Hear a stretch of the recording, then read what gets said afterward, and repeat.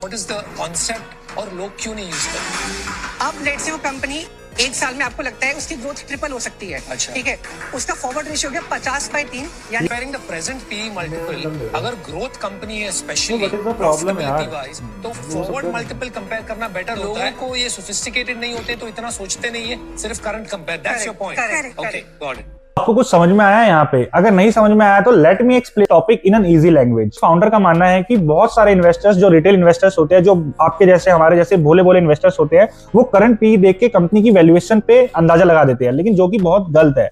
ये फॉर्मूला किसी growing company में, जो कोई स्टार्टअप है जो अपने ग्रोइंग स्टेज में है, जैसे जोमैटो, स्विगी, जिनका अभी ग्रोथ बहुत आना बाकी है, जिनकी ग्रोथ अभी आनी बहुत सारी बाकी है, तो उस केस में आप करंट पीई को देख के आप उस कंपनी की वैल्यूएशन का अंदाजा नहीं लगा सकते। उस केस में आपको फॉरवर्ड पीई भी देखना पड़ता है। तो फॉरवर्ड पीई का बेसिकली मतलब क्या होता है कि current PE divided by growth factor. So let me tell you forward PE with an easy example. For example, किसी कंपनी का करंट पीई 50 का है, दैट मींस उस कंपनी की हर 1 रुपए की अर्निंग पे इन्वेस्टर 50 रुपए देने को तैयार है उस कंपनी के शेयर के लिए। सो अगर उस कंपनी का करंट अर्निंग्स 1 रुपए का है, उसके अगेंस्ट में 50 रुपए की उस कंपनी की वैल्यू है।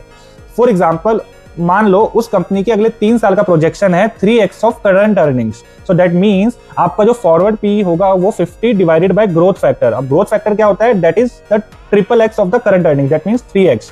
सो आपको 50 को डिवाइड देना पड़ेगा 3 से, then you will come to the figure 16.67। तो उस कंपनी का फॉरवर्ड पी होगा 16.67। सो इसका मतलब ये हुआ कि कंपनी का फॉरवर्ड पी के बेसिस पे मार्केट प्राइस बहुत सस्ता है, जो आपको महंगा नजर आ रहा था करंट पी के बेसिस पे। ग्रोइंग कंपनी के मार्केट प्राइस को एनालाइज करने के लिए आपको फॉरवर्ड पी पे ज्यादा ध्यान देना चाहिए as compare to current P.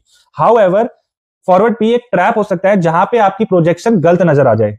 जहां पे आपकी प्रोजेक्शन थोड़ी सी गलत होगी, वहां पे फॉरवर्ड पी एक ट्रैप भी हो सकता है। So do your own research before making any investment decision. This video is just for educational purpose. Thank you all. Follow my account to get these types of investment ideas on daily basis.